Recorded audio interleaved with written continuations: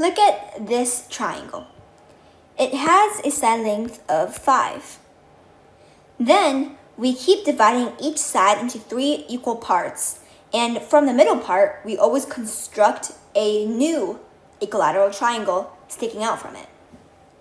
So this pattern in this process is repeated nonstop, all the way into infinity. And we're told that this area approaches a certain number. So we're going to find the area that this figure approaches. This phenomenon is very common in math, nature. It's a big part of art. This thing is called fractals. So if you're interested, I encourage you to explore more. Anyways, going back to our problem, let's express the areas of each polygon until we can find a pattern. So let's call this first area S sub 1.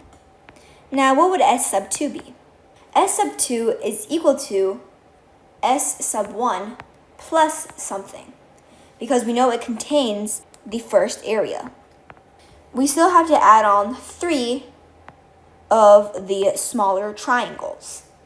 And each smaller triangle has a side length that is 1/3 of the original side length, which means that their area is 1/9 of the original area. So we can express S2 like this. And we do the same for S sub 3. S sub 3 is equal to S sub 2 plus 1, 2, 3, 4, 5, 6, 7, 8, 9, 10, 11, 12. 12 more small triangles. 3 times 4 of S sub 1 over 9 squared. And then now what would S sub 4 be? Well, S sub 4 would follow the same pattern. It would be S sub 3 plus 3 times 4 squared S sub 1 over 9 cubed.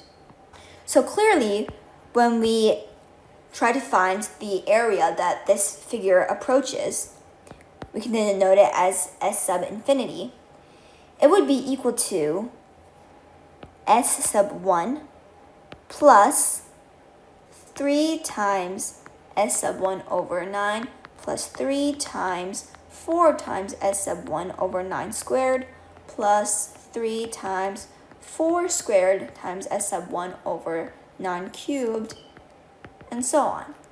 And now this results in a geometric sequence. We can factor out the S sub 1. So we're left with 1 plus, and we can factor out with 3 too. So we have inside the parentheses is 1/9 plus 4 over 9 squared plus 4 squared over 9 cubed, and so on. S sub 1, we know it's equal to 25 times the square root of 3 over 4. Parentheses is 1 plus 3, and inside these parentheses, it's an infinite geometric sequence. So the formula for finding the infinite sum that converges is the first term, 1 over 9, divided by 1 minus the common ratio, which is, in this case, 4/9. All we have to do is simplify this.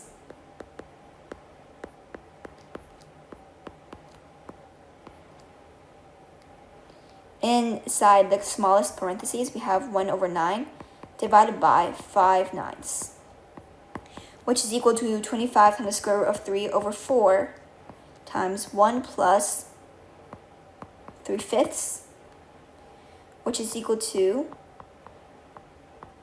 25 times the square root of 3 over 4 times 8 over 5. We're left with 10 times the square root of 3. So this is our answer.